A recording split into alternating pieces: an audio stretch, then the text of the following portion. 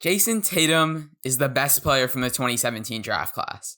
But was he the best player in his high school class? And if he wasn't, who was the best player in his high school class? And did that guy ever live up to his potential? Those are questions we will all be answering today, because in this video, we will be looking back at the top high school recruits from the years 2011 to 2020 to see how their careers have panned out. Starting with 2020, the top recruit was Jalen Green. The 6'6" guard graduated from prolific prep high, averaging 31.5 points, 7.5 rebounds, and 5 assists per game. He was the #1 recruit, but ESPN was kind of the only website to place Jalen above other top prospect Cade Cunningham. Instead of going to college, Green took a new route. He signed with the G League Ignite. In that season in the G League, he averaged 18 points on a pretty efficient 61% true shooting, and of course he took his talent straight to the NBA draft. And on draft night, he was selected #2 overall by the Houston Rockets. At the time, there was definitely debate for Green going #1, but the Pistons ultimately decided to take Cunningham instead. But in the NBA, Green started off his rookie season really poor, averaging about 14 points a game on horrible shooting splits. At that time, he was statistically speaking probably the worst player in the league. But it was only the first half of his first NBA season. In that second half of the same season, he majorly stepped up his game, putting up an efficient 20 points a game.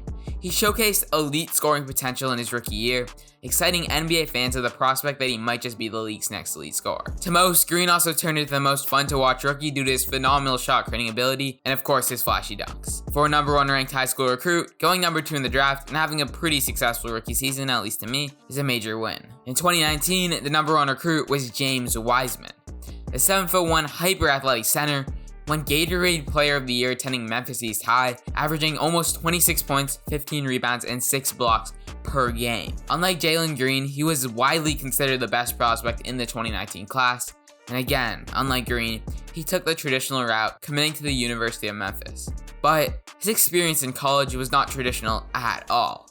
After dominating his first 3 games for the Tigers, he was suspended for the next 12 games following a scandal. Because of his suspension, Wiseman decided that he wouldn't return to Memphis. Instead, he would start prepping for the 2020 NBA draft. And on draft night, he fell to the #2 spot, getting selected by the Golden State Warriors. During his rookie year, he showed loads of potential, but I can't really say it was a successful season at all, as he was really quite poor on the court and showed minimal improvement throughout his first season. Even worse, he tore his meniscus right before the 40th game, sidelining him for the rest of his rookie season and his entire sophomore year. For a top-ranked recruit, I'd have to say his short-lived NBA career has been quite disappointing. But with one solid season, that could entirely change.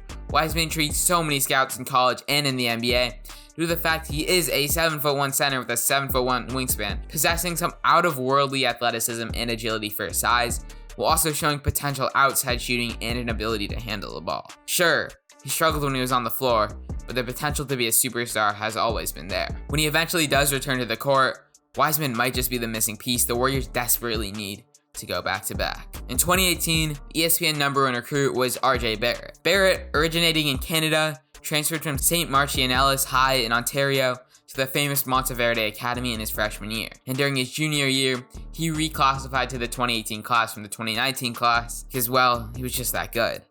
The #1 recruit averaged 29 points, 9 rebounds, 5 assists, and 1.5 steals per game for the prestigious academy. And the hype was really real, as he is our first consensus #1 recruit. Of course, he had every college knocking on his door, but he decided to team up with the other top recruits in his class, Cam Reddish and Zion Williamson, to form a super team at the University of Duke. In his freshman season, he averaged a cool 23 points, 8 rebounds, and 4 assists, being a consensus All-American. Obviously, he decided to call his Duke career a wrap and declared for the 2019 NBA draft. We do have to mention though, he was entirely outshined by teammate Zion Williamson, who put together one of the greatest individual college seasons in NCAA history.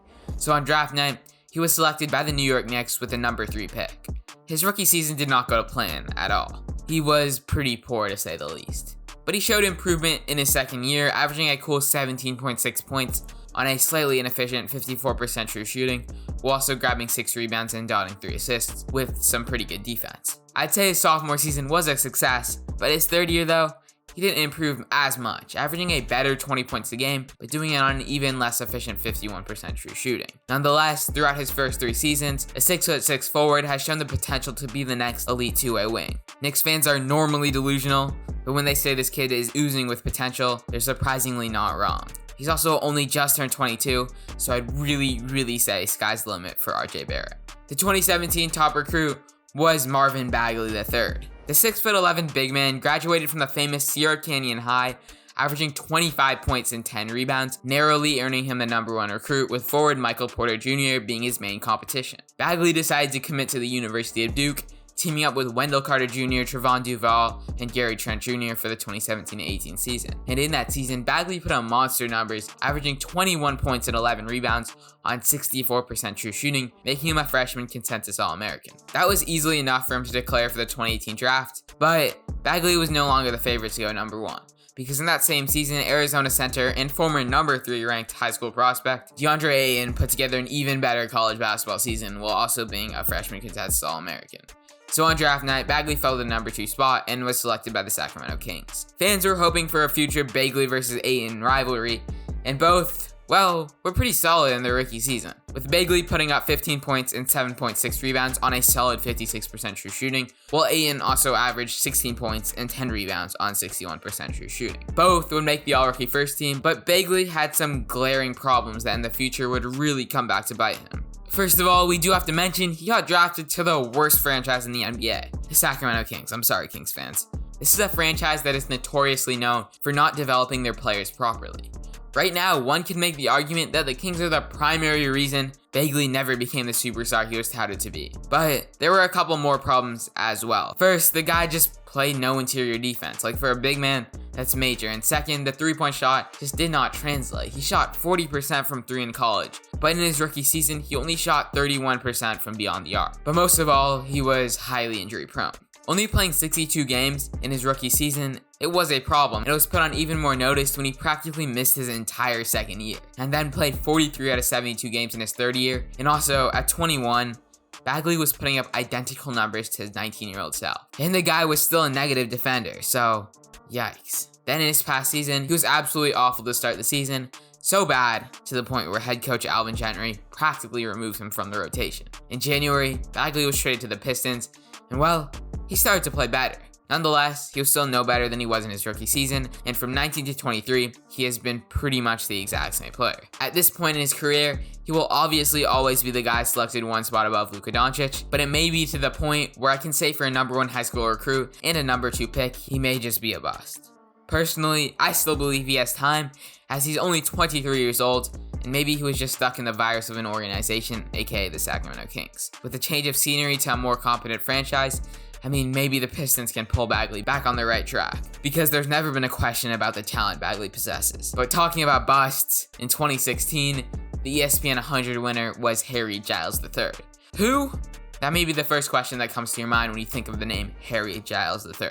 We're at the point in this video where we have reached our Anthony Bennett of #1 high school recruits. But at the time, Giles probably deserved that #1 spot. Averaging 24 points and 12.5 rebounds in his senior year, he was quick, agile, athletic, and any other words that make him sound like a freak athlete, he was just that. Measuring in at 6'10" with a 7'3" wingspan, scouts predicted him to be the next elite two-way big man. But there's a major issue. Just like Bagley, he was injury prone. He tore an ACL in 2013, and he finished his senior season tearing his other ACL. Regardless, experts still put him as the #1 recruit in the country, and with that, he committed to the Duke Blue Devils. But with Duke, he was dreadful. 4 points and 4 rebounds a game. He was the #1 high school recruit doing that. But still, of course, he declares for the NBA draft, and he was selected with the 20th overall pick because, well, he was the #1 recruit. And immediately though, he got injured, missing his entire rookie season, and then went on to have a pretty poor, rookie season, and then another poor season, and then a season he's barely in the league. And just like that, Harry Giles III was not an NBA player for this past year. To be straight up with you, there's probably not much chance for him in the future, so there's really no point on pondering on future options. Let's just get on to 2015. And in 2015, the ESPN 100 winner was Ben Simmons. Simmons, being Australian, attended Box Hill Senior Secondary College, it's a really long name for a school, in Melbourne, Australia, and in his sophomore season, he transferred, just like Barrett, to Monteverde Academy. In his senior season, he averaged a cool 28 points, 12 rebounds, 4 assists, and 2.5 steals per game. At the time, he was probably the second most hyped up high school basketball player ever in the social media era. Simmons was a 6'9", eventually growing to 6'11", 225-pound forward with immense athleticism and agility, insane vision for his size, elite contact finishing, and the ability to guard 1 through 5. There is no doubt that he was the #1 recruit in the country. Also, in his senior season, Simmons was shooting 1.5 threes a game on 30% from downtown. Like, that's not great at all, but fans were assuming that a solid jump shot would eventually come. They were definitely mistaken. Committing to LSU, he averaged 19 points, 12 rebounds, 5 assists, and 2 steals per game. But he would also be completely removing the three-point shot from his game. He obviously declared for the draft and was the consensus #1 pick, selected by the Philadelphia 76ers. But right before his rookie season kicked off, he got injured, sidelining him for the entire year. So the 17-18 season technically was his first season, and in that season, this guy was immaculate. 16 points, 8 assists, 8 rebounds, 1.7 steals, 56% true shooting, and pretty good defense. He was definitely the best rookie in his year, and he arguably should have been a rookie all-star, barely missing out. And if you're wondering, the high school hype had not died one bit. Media was calling Ben Simmons the next LeBron James, but he still wasn't attempting any shots beyond the arc. Somehow, he had regressed as a jump shooter since his high school days. It was one glaring weakness we all expected him to figure out in the coming years, but that never happened.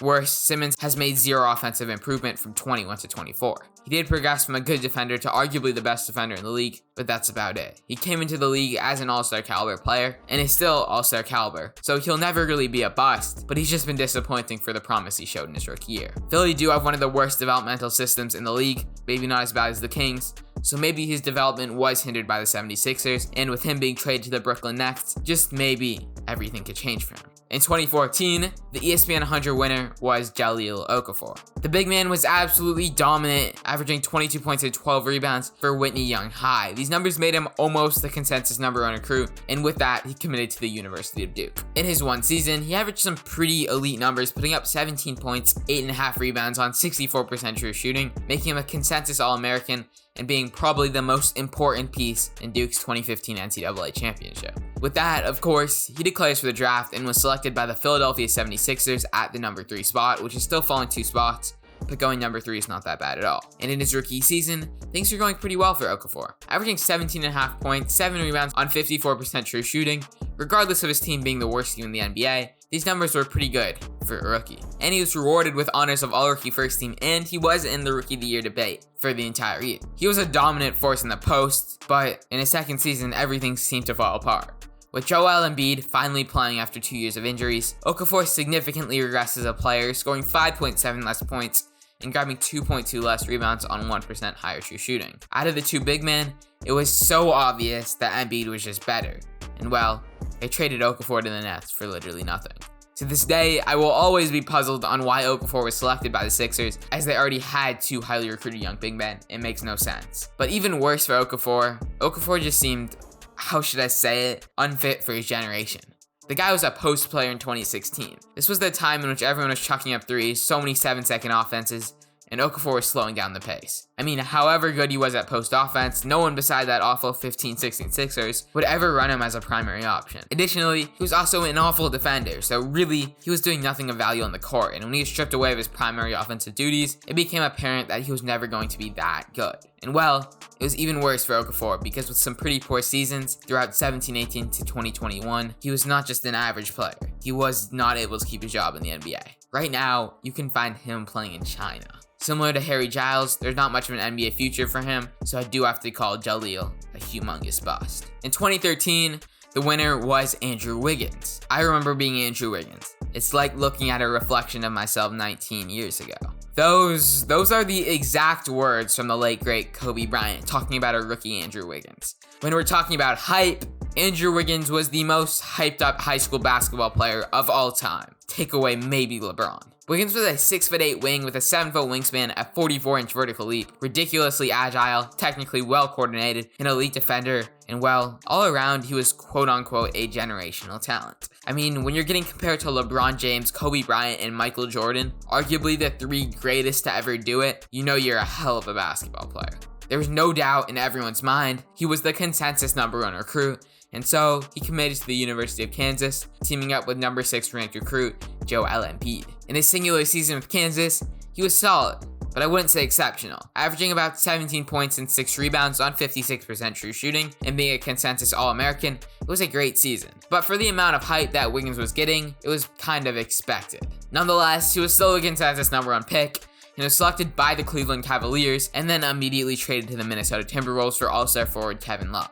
In his rookie season, he was solid, averaging a good 17 points and 4.6 rebounds on a pretty inefficient 52% true shooting. This was just enough for him to secure the Rookie of the Year award. It was a solid season, and every single NBA fan was very, very excited for his sophomore season, in which he was better. He still hadn't taken the leap to superstardom, but he was better. We also got another famous Kobe Bryant Andrew Wiggins moment with Kobe Bryant, quote unquote, passing the torch to Andrew Wiggins. I mean, in hindsight, it's laughable, but at the time, people legitimately thought Andrew Wiggins was the next Kobe Bryant / Michael Jordan. But in his third year, Wiggins had still not taken the leap to superstardom like we were all expecting. I mean, he was scoring the ball, but he was doing it inefficiently, and he was just not the defensive wing we all expected. And overall, he was not an all-star caliber player just yet. He was still only 22, and being an all-star in your third year is not that easy, so we let it slide, but it all fell apart in the following year, just after he received his max contract. Both his efficiency and his productivity fell apart, and for the first time, Wiggins was really looking like a draft bust. This didn't get any better next season with an even worse 18-19 campaign. From being conceived as the next Kobe to being an average player in a high usage rate position, the fall off of Andrew Wiggins was drastic. In the following season, he was better, but still was nothing special, causing him to be traded with a first-round pick to the Golden State Warriors for D'Angelo Russell. But things changed in 2021. Wiggins in his amateur years was an elite defender, but that just never seemed to translate to the NBA. But in his first season in Golden State, he all of a sudden became an elite defender. And also, he developed into a way better three-point shooter and finally became an efficient scorer, although it was on a lower volume. But then this year, Wiggins became an even better defender and an even better three-point shooter, almost shooting 42% from 3 before his slump. He was an all-star starter and was the second most important player on a championship team. I got a crazy stat for you. The Warriors were 13 points better with Andrew Wiggins on the floor. They had an 119 offensive rating and 110 defensive rating when he was on the floor. And when he was off the floor, they had an 109 offensive rating and 113 defensive rating. His value was unmatched. What we've kind of learned from Wiggins this year is that he most likely will never be the scorer we all expected him to be. But Wiggins' value lies in his ability to be an elite role player. On a championship team like the Warriors, his ability to do everything but score the ball has completely shown out, and with so many great scoring options on the Warriors, scoring the ball is no longer his priority. Right now, I'd probably say he's the best role player in the NBA. So for the hype, he has been underwhelming.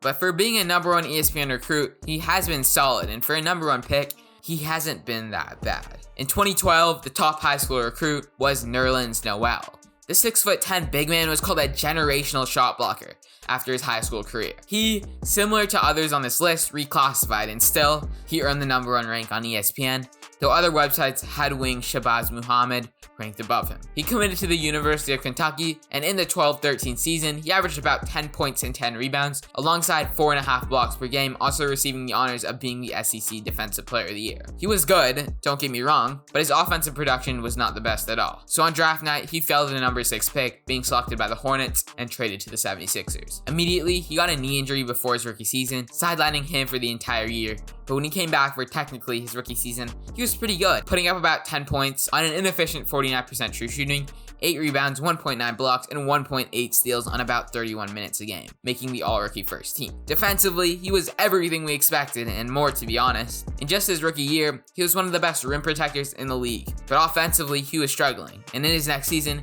he would be a bit better on offense, but truly, he practically showed no improvement.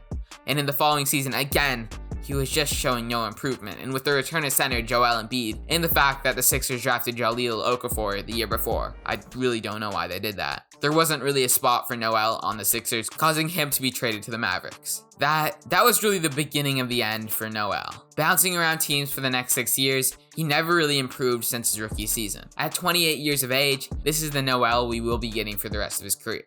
He's always been an elite defender, but he's also been quite an injury-prone player and has always been a pretty poor offensive player. For a number one high school recruit, he has unfortunately been a bust. And finally, in 2011, the ESPN 100 winner was Anthony Davis. Before Davis's senior year, there was almost no hype surrounding the 6'2" point guard. But everything changed in just 2 seasons. Going to 6'10" in his senior year, he switched positions to the power forward position and absolutely dominated the high school basketball scene, averaging 32 points, 18 rebounds, 7 blocks, 4 assists, and 4 steals per game. After this sensational year, he became the consensus #1 recruit, committing to the University of Kentucky, and in that one season, he had one of the statistically best college basketball seasons in NCAA history, really only behind Zion Williamson. He was the consensus #1 pick, getting taken by New Orleans, and he was solid to start his NBA career, putting up 13.5 points, 8 rebounds, 1.8 blocks, and 1 steal per game. He narrowly lost the Rookie of the Year award to Damian Lillard, but it was really his sophomore season in which he broke out. Davis was averaging 21 points, 10 rebounds, 1.3 steals, and led the league in blocks, averaging 2.8 per game at just 20 years old. He was a second-year All-Star and probably should have made an All-Defensive. He was one of the best rim protectors in the league, alongside being an elite scorer and a very good rebounder. And well, he just got better. He would be a legitimate MVP candidate and Defensive Player of the Year candidate in his next 5 years in New Orleans. And in 2017, the Pelicans would team up Davis with star big man DeMarcus Cousins. This trade, though, would never really work out, as Cousins would be injured for the 2018 playoffs, leaving Davis all alone, and causing the Pelicans to lose in 5 to the Warriors in the second round. And then in that offseason, Cousins would infamously join the Warriors in free agency, leaving Davis again all alone. Inevitably, this would lead Davis to request a trade out of New Orleans, and in the 2019 offseason, he would team up with LeBron and the Lakers, winning a well-deserving ring in the 1920 season. During this past year, Davis was awarded the honors of making the NBA 75th anniversary team, solidifying himself as one of the greatest to ever do it. But now in 2022, Davis has been struggling with injuries for the past 2 seasons, only playing 49% of available regular season games. Just as every NBA fan is, I'm hoping Davis can figure this out next year, but regardless, he is an all-time great, and he is comfortably the best high school recruit in the last decade. So that is it. That is what happened to the last 10 ESPN #1 recruits. An observation I can immediately draw is that being a #1 ranked big man doesn't mean as much as it should. Giles, Okafor, Noel, Bagley, and Wiseman are probably the 5 worst players on this list, with Anthony Davis being the only exception to this big man curse. So with the 2021 winner being Chet Holmgren, do you think he can succeed in the NBA? Or do you think he will falter out just like most of the other centers on this list? Have a blessed day, and I'll see y'all soon.